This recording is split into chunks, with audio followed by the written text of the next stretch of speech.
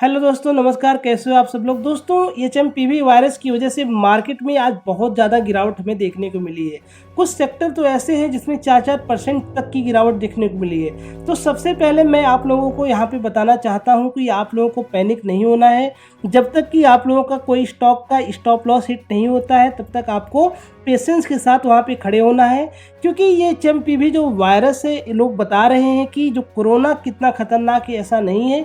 इसमें कोई इमरजेंसी नहीं है, कोई there no need to emergency in HMPV virus. ये जो वायरस है इंडिया में बहुत लोगों के अंदर पाया गया है, लेकिन अभी सावधानी क्या बरतनी है अपने स्टॉक के साथ। स्टॉक मार्केट में इसका जो रिएक्शन हो कैसे होगा, वो सारी चीज़ों का हम डिटेल एनालिसिस यहाँ पे करने वाले हैं। क्योंकि आपके पास बहुत सारे स्टॉक्स होंगे जो कि आपके पोर्टफोलियो में होंगे, तो क्या आपको पैनिक में सेलिंग करना चाहिए? तो मेरा जो रिकमेंडेशन रहेगा, आपको पैनिक सेलिंग नहीं करना है जब तक कि आपका स्टॉप लॉस उस स्टॉक पे हिट नहीं होता है। अगर आप लॉन्ग टर्म प्लेयर हैं तो आपको डेफिनेटली स्टॉक को नहीं सेल करना है जब तक कि ऐसा कोई इमरजेंसी नहीं लगाया जाता है। तो यहाँ पे इमरजेंसी नहीं लगाया जाता, दूसरा स्टॉप लॉस हिट नहीं होता है। क्योंकि ऐसे ये जो गिरता हुआ मार्केट है, एक अपॉर्चुनिटी के रूप में बहुत सारे लोग देख रहे हैं। और जो आज की गिरावट है, ये कोई पैनिक सेलिंग हम नहीं कह सकते हैं, क्योंकि ये जो है प्री प्लान जो है सेलिंग हुई है आज की। और बहुत सारे लोग अपॉर्चुनिटी के रूप में इस मार्केट को देख रहे हैं। हो सकता है उनके लिए एक अच्छा खासा बाइंग अपॉर्चुनिटी हो सकता है। यहाँ पे मैं बात करता हूँ निफ्टी पीएसयू बैंक की, जिसमें ये इंडेक्स में 4% की गिरावट देखने को मिली है। अगर किसी इंडेक्स में 4% की जो गिरावट देखने को मिलती है, लाउड मूव यहाँ पे आप लोग देख रहे हैं। ये जो रेड कैंडल है, अभी तक की ये जितनी भी कैंडल यहाँ तक की बनी है अक्टूबर से लेके, one of the highest bearish candle अभी बनी है, हमें देखने को मिली है। तो कहीं ना कहीं जो सेलिंग प्रेशर है इस जो इंडेक्स है, इसमें बहुत ही ज़्यादा देखने को हमें मिल रहा है। तो चलिए वहीं पे हम बात करते हैं, इसमें हमारी जो रणनीति है, जो स्ट्रेटजी है, वो क्या होती है। यहाँ पे जो सपोर्ट एरिया है इस वाले रेंज पे, तो जब ये इंडेक्स इस वाले रेंज पे आता है, 6200 के रेंज पे आएगा, तो इट में भी पॉसिबल कि यहाँ से एक बाउंस बैक आएगा। लेकिन अगर ये इंडेक्स निफ्टी पीएसयू बैंक का इंडेक्स 6200 का लेवल ब्रेक करता है, तो यहाँ पे नीचे की साइड तो हमारी जो स्टॉप लॉस रहेगी, हम जो स्टॉक से एग्जिट का प्लान करेंगे। इस गिरते हुए मार्केट में one of the highest selling आई है निफ्टी पीएसयू बैंक में। अगर वहीं पे हम बात करेंगे कि आज का जो हमारा एक लीडिंग सेक्टर कौन सा रहा है जिसमें बहुत कम जो गिरावट देखने को मिली है, उसको हम वीडियो के लास्ट में डिस्कशन करेंगे। यहाँ पे हम देखेंगे जो आज का दूसरा इंडेक्स है, इसमें 3.5% की गिरावट हुई है। ये निफ्टी पीएसयू इंडेक्स है। थोड़ा सा जूम मैं इसको कर देता हूँ। यहाँ पे आप लोग देखेंगे कि ये अपने जो सपोर्ट को नीचे से ब्रेक कर दिया है। तो अभी हमें निफ्टी पीएसयू इंडेक्स में, अगर आपका पीएसयू इंडेक्स में कोई स्टॉक है, वहाँ पे आपकी स्टॉप लॉस हो रही है, तो आपको बिल्कुल एग्जिट कर लेना चाहिए। लेकिन आपको कोई पैनिक सेलिंग नहीं करना है। ये जो इंडेक्स है, ये अपने जो ब्रेकआउट यहाँ सपोर्ट एरिया था, आप लोग देख रहे हैं, यहाँ से ये इंडेक्स जो है नीचे की साइड जो है मूव कर दिया है। और यहाँ पे ये जो कैंडल लाउड मूव दी है, अगर कल के दिन यहाँ पे गैप डाउन होता है तो हमें बहुत ही सावधानी से इसको ट्रेड करना चाहिए, आपकी पोजीशन को हैंडल करना चाहिए। अगर इट में भी पॉसिबल कि थोड़ा सा गैप अप होता है, तो ये हमारे अगर इस जो सपोर्ट एरिया है 9400 का जो सपोर्ट एरिया है, इसकी अगर गैप अप ओपन होता है तो एक अच्छी बात हमारे लिए हो सकती है। यहाँ पे मैंने CPSE लगाया है, यहाँ पे भी लाउड मूव आया है, जैसा कि काफ़ी ज़्यादा गिरावट देखने के लिए ऑलमोस्ट 3.5% की, और ये अपने सपोर्ट के नीचे क्लोजिंग दे दिया है। तो ये भी हमारे लिए, और यहाँ पे RSI जो 40 है उसके नीचे क्लोजिंग दे दी है, तो यहाँ पे भी हमें अलर्ट रहना है। चलिए जो दूसरा इंडेक्स उसकी बात करते हैं। यहाँ पे मैंने निफ्टी रियल्टी का इंडेक्स लगा लिया है। ये जो गैप अप एरिया था, यहाँ पे देखेंगे फाइनली ये इंडेक्स आ गया है और यहाँ पे जो है सपोर्ट लेने की कोशिश कर रहा है। तो निफ्टी रियल्टी के लिए जो है 1000 का जो लेवल है, एक सपोर्ट का काम करेगा। अगर इसके नीचे ये इंडेक्स आता है इस वाले, तो मेरा जो पोजीशन है, मैं अपनी पोजीशन को एग्जिट करने का प्लान करूंगा और अपना सेल वहाँ पे ले लूँगा। इस इंडेक्स के लिए जो हमारा नेक्स्ट टारगेट रहेगा नीचे के साइड 950 का रहेगा। चलिए जो दूसरा इंडेक्स उसको जानते हैं। यहाँ पे है निफ्टी मेटल का इंडेक्स। निफ्टी मेटल ने भी अपने जो सपोर्ट एरिया था उसको ब्रेक कर दिया। वहीं पे हम वीकली टाइम फ्रेम पे देखेंगे, वीकली टाइम फ्रेम पे भी सपोर्ट हमारा टूट गया है। अगर हम मंथली टाइम फ्रेम पे बात करते हैं निफ्टी मेटल की, तो यहाँ पे ये काफ़ी ज़्यादा जो है वीक हो गया है। तभी हमें निफ्टी मेटल को अवॉइड करना है। 3.25% का इसमें डाउनफॉल हमें देखने को आज के दिन मिला है। तो निफ्टी मेटल, ये सारे इंडेक्स जितना निफ्टी पीएसयू बैंक हो गया, निफ्टी मेटल हो गया, ये सारे को अभी अवॉइड करना है। तो वहीं पे हम बात करेंगे अब हम जो है निफ्टी ऑयल एंड गैस, एक जो यहाँ पे आप लोग देख रहे हैं गैप ओपन हुआ था, इसको एज ए रिएक्ट कर रहा था सपोर्ट के रूप में। अभी क्या हुआ है कि एक लाउड मूव यहाँ डाउन साइड आया है, तो हमें अलर्ट होने की ज़रूरत है, लेकिन अभी उतना पैनिक नहीं होना है। हमें एक यहाँ पे 10,606 पे इस इंडेक्स में एक सपोर्ट का काम करेगा। जो दूसरा सपोर्ट यहाँ पे इंडेक्स में रहेगा वो सपोर्ट रहने वाला है 10,340 का। मैं यहाँ पे जिस इंडेक्स में लाउड मूव आया है उसमें आप लोगों को बोलूँगा, अगर आपकी स्टॉप लॉस अगर हिट हो गई है तो डेफिनेटली आपको निकल जाना चाहिए, क्योंकि HMPV जो वायरस है ये स्प्रेड तो होना ही है, और इसका जो नेगेटिव न्यूज़ है वो लोगों में फैलेगा, तो लोग अपने ऑब्वियसली स्टॉक को सेल करेंगे। लेकिन बहुत से ऐसे लोग भी होंगे जो इसको अपॉर्चुनिटी के रूप में लेंगे और वहाँ पे अपनी बाइंग की पोजीशन बनाएंगे। अगर मैं वहीं पे मीडिया की बात करते हैं, इसको अवॉइड करेंगे, इसमें हमारी कोई भी एंट्री की प्लान नहीं रहेगी। और वहीं पे हम बात करते हैं मिड कैप निफ्टी की, तो आप लोग देखेंगे ये मिड कैप निफ्टी पे ये जो रेजिस्टेंस एरिया था मल्टीपल टाइम रेजिस्टेंस ले लिया है। मिड कैप निफ्टी का यहाँ पे आता है प्राइस, तो वहाँ से एक डाउन साइड एक क्लाउड मूव आता है और ये अपने सपोर्ट पे आ गया है 12,600। तो जैसे ही 12,600 का लेवल मिड कैप निफ्टी का टूटता है तो एक और भी डाउन साइड मूव यहाँ पे देखने को मिलेगा। अभी इस न्यूज की वजह से कोई भी बाइंग नहीं करना है मार्केट में, जब तक कि ये जो इंडेक्स में कोई पॉजिटिव डाइवर्जन नहीं आता है तब तक हम जो है पॉजिटिव पोजीशन अभी नहीं। ये जो है निफ्टी इंफ्रा का चार्ट लगाया हुआ है, यहाँ पे देखेंगे क्या मस्त जो है डाउनफॉल आया है, कितनी अच्छी खासी जो कैंडल के साथ यहाँ पे गिरावट देखने को मिली है। इसमें हम वही बात करते हैं निफ्टी इंफ्रा में, तो आप लोगों का जो सपोर्ट यहाँ निकल के आ रहा है 8,300 का।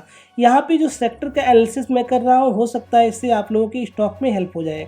यहाँ पे देखेंगे निफ्टी ऑटो में, जो कि मैं आप लोगों को रेगुलर अपडेट दे रहा हूँ कि ये जो एरिया है एक रेंज में यहाँ पे रेजिस्टेंस ले रहा है, तो जब तक ये रेजिस्टेंस ब्रेक नहीं होता है 24,222 का, निफ्टी ऑटो हमारे लिए वीक रहेगा। तो अभी तक हम इतने सारे इंडेक्स जो देखें किसी में भी हमें बाइंग की अपॉर्चुनिटी नहीं लग रही है। तो बस केवल क्या करना है, अगर आप लॉन्ग टर्म इन्वेस्टर हैं तो अपनी स्टॉप लॉस के साथ आपको रहना है, आपको पेशेंस के साथ रहना है, आपको पैनिक सेलिंग नहीं करना है। जब तक आपका स्टॉप लॉस नहीं आता है तब तक आप लोगों को होल्ड करना है। यहाँ पे मैंने निफ्टी प्राइवेट बैंक इंडेक्स का लगाया हुआ है। उसके बाद इसमें देखेंगे ऑलमोस्ट 2% की गिरावट देखने को मिली है, यहाँ पे लाउड मूव आया है और निफ्टी प्राइवेट बैंक जो है अपने लेवल पे, अपने सपोर्ट लेवल पे आ गया है। अगर ये डाउन साइड जो है ब्रेक करता है तो हमें सोचने वाली बात होगी, लेकिन अगर इस लेवल पे एक सपोर्ट लेके ऊपर जाने की कोशिश करेगा तो मैं आप लोगों को अपडेट दे दूंगा।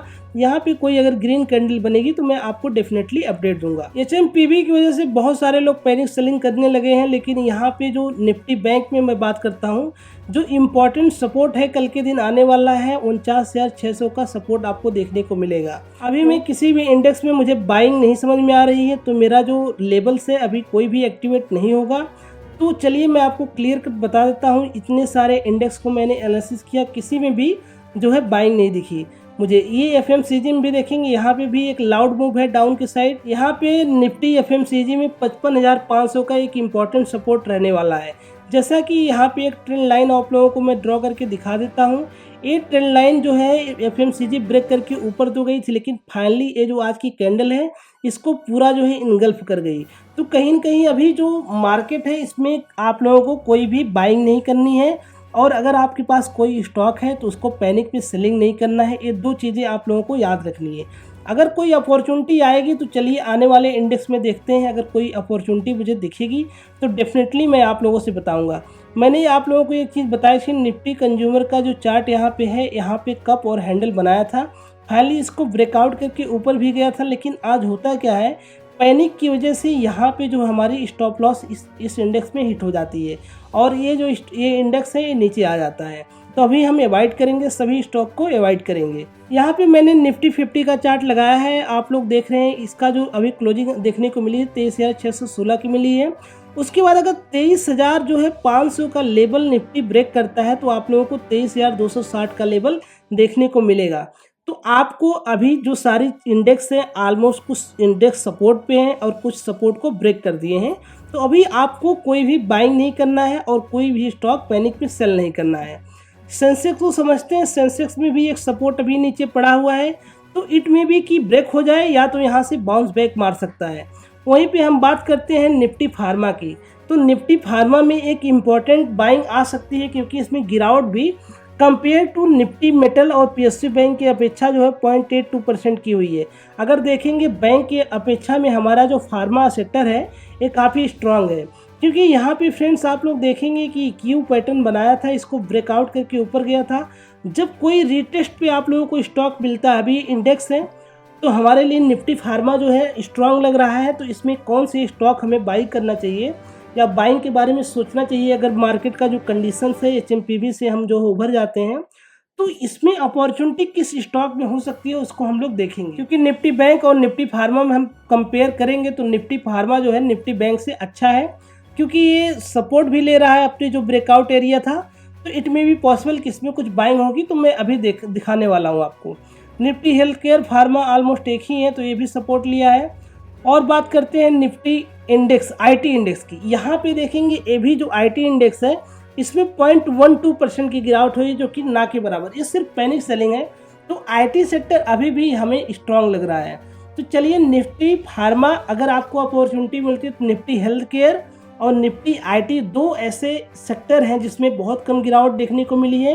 तो अगर आपको अपॉर्चुनिटी मिलती है तो निफ्टी आईटी और हेल्थ केयर जो है ये दो सेक्टर अच्छे हो सकते हैं। तो चलिए देखते हैं कि जो निफ्टी फार्मा है इसमें सबसे कम जो है गिरावट किसमें हुई है। इसमें आप लोग देखेंगे यहाँ पे मैंने अबाउट इंडिया लिमिटेड का चार्ट लगाया है। ये स्टॉक आज जो है बुलिश था, 1.56% का मूव इसमें दिखाया है। तो अगर अपॉर्चुनिटी मिलती है तो डेफिनेटली अबाउट के बारे में सोचना चाहिए। अगर वहीं पे मैं बात करूंगा कि ग्रेन्यूल्स इंडिया की, इसमें भी 0.45%, जहां पे 5-10% की गिरावट थी स्टॉक में, वहीं पे ये 2-3 स्टॉक ऐसे हैं जिसमें स्टॉक ने पॉजिटिव अपना दिखाया है। यहाँ पे देखेंगे ग्रेन्यूल इंडिया अपने रेजिस्टेंस के पॉइंट पे रेजिस्टेंस पेश कर रहा है। तो ग्रेन्यूल्स इंडिया 610 का लेवल ब्रेक करता है तो ये स्टॉक जो है बाइंग जोन में जा सकता है। यहाँ पे हम इसको वीकली टाइम फ्रेम पे देखते हैं, तो यहाँ पे देखेंगे ये जो रेंज बनाया हुआ है और यहाँ RSI जो है 60 पे एक रेजिस्टेंस ले रही है। ऑलरेडी मैंने बता दिया कि एक जो है 610 का इसका रेजिस्टेंस है। तो अगर हम वहीं पे मंथली टाइम फ्रेम पे इसकी बात करते हैं तो यहाँ पे देखेंगे जो RSI आप लोगों को दिख रही है मंथली, वो 60 के ऊपर है, लेकिन डेली और वीकली पे RSI जो है घूम रही है 60 के लेवल पे। तो जैसे ही ये 610 का लेवल ग्रेन्यूल्स इंडिया ऊपर ब्रेक करता है तो एक हमारे लिए बाइंग जोन में जा सकता है स्टॉक। वहीं पे हम अल्केम की बात करते हैं, अल्केम को अवॉइड करेंगे, इसमें हमारी एंट्री नहीं रहेगी। वहीं पे हम सन फार्मा की बात करेंगे। यहाँ पे आप लोग देख रहे हैं मल्टीपल जो रेंज बाउंड यहाँ पे आप लोगों को देखने को मिला था, फाइनली यहाँ पे एक पिन बार बना दिया है, एक हैमर टाइप की कैंडल बना दिया है। ये रीटेस्ट किया, जब कोई स्टॉक अपने लेवल से ब्रेकआउट दे देता है उसके बाद दोबारा आके उसी लेवल पे जो है रीटेस्ट करता है, तो वो स्टॉक हमारे लिए एक अच्छी बाइंग कंडीशन में हो सकता है। चलिए कुछ और भी स्टॉक को समझते हैं। यहाँ पे मैंने लगाया है डॉक्टर रेड्डी का चार्ट, ये भी अपने रीटेस्ट पे है आई थिंक। तो ये भी, इसमें भी आप लोगों को बाइंग अपॉर्चुनिटी मिल सकती है अगर ये स्टॉक 1360 के ऊपर जाता है। वहीं पे मैं बात करने वाला हूँ लुपिन को। ये ऑलरेडी मैंने आप लोगों को बाइंग बहुत पहले पे दिया हुआ है, क्योंकि ये पोजिशनल स्टॉक है मेरा। ये मैंने कोई शॉर्ट टर्म के लिए नहीं दिया है, इसमें बहुत सारे रीजंस थे। जैसा कि ये मंथली टाइम फ्रेम पे देख रहे हैं कि एक जो कप पैटर्न है मल्टी ईयर ब्रेकआउट जो है लुपिन में मिल रहा है। तो ये हमारा लॉन्ग टर्म के लिए स्टॉक रहेगा, जब तक हमारी स्टॉप लॉस हिट नहीं होगी तब तक मैं इसमें नहीं निकलूंगा। वहीं पे औरबिंदो फार्मा की बात करते हैं, ये भी अभी कोई दिक्कत नहीं इस स्टॉक में। यहाँ पे जिन लोगों की पोजीशन बनी है उसको होल्ड कर सकते हैं। तो यहाँ पे देख रहे हैं कि सन फार्मा एक अच्छी अपॉर्चुनिटी है और ग्रेन्यूल्स इंडिया में अपॉर्चुनिटी आ सकती है। तो अभी तक इतने सेक्टर का एनालिसिस करने के बाद हमें पता चला है कि निफ्टी आईटी और निफ्टी फार्मा में बहुत कम गिरावट देखने को मिली है। लेकिन अगर मार्केट की कंडीशन अच्छी होती तो हमें कौन से स्टॉक में इन्वेस्ट करना चाहिए, जैसा कि फार्मा मैंने बता दिया, तो मैं आईटी में भी आप लोगों को बताना चाहूँगा। इसको मैं कोफोर्ज को भी अवॉइड करूँगा। एचसीएल टेक पॉजिटिव क्लोज हुआ है तो इस पर देखते हैं, अभी इसको भी अवॉइड करेंगे। और यहाँ पे मैंने इन्फी का चार्ट लगाया है, इसको भी अवॉइड करेंगे क्योंकि RSI 60 के नीचे है। और यहाँ पे LTTS है, इसको भी अवॉइड करेंगे। और यहाँ पे जो है माइंट्री का चार्ट है, इसको भी अभी अवॉइड करना पड़ेगा क्योंकि RSI 40 के नीचे है। ये जो चार्ट है एम्फेसिस, इसको भी हम अवॉइड करेंगे। और यहाँ पे एक चार्ट है जिसको परसिस्टेंट लिमिटेड, तो इसको भी अवॉइड करना है। तो हमारे लिए कौन सा स्टॉक अच्छा हो जाएगा वो मैं आप लोगों को इसमें बताने वाला हूँ। अगर आप लोगों को अपॉर्चुनिटी मिलती है तो आपका विप्रो का जो स्टॉक है one of the best buying हो सकता है। आईटी में विप्रो, फार्मा में ग्रेन्यूल्स इंडिया। ये 2 स्टॉक, ये वाला देख रहे हैं कि आप स्पिनिंग टॉप, ये वाला जो ब्रेकआउट एरिया था वहाँ पे एक स्पिनिंग टॉप बना हुआ है। तो हमारे लिए 2 इंडेक्स अच्छे थे, एक फार्मा था और एक आईटी था। फार्मा में हमें ग्रेन्यूल्स मिला और आईटी में हमें विप्रो मिला। तो 2 स्टॉक पे आपका ध्यान होना चाहिए। फ्रेंड्स, अगर मेरी वीडियो अच्छी लगी है तो चैनल को सब्सक्राइब कर दीजिए, वीडियो को लाइक कर दीजिए और बेल नोटिफिकेशन को ऑन कर दीजिए, ताकि जब भी मैं वीडियो बनाऊं तो आप लोगों को नोटिफिकेशन तुरंत मिले। तो चलिए दोस्तों, मिलते हैं कहीं नेक्स्ट वीडियो में।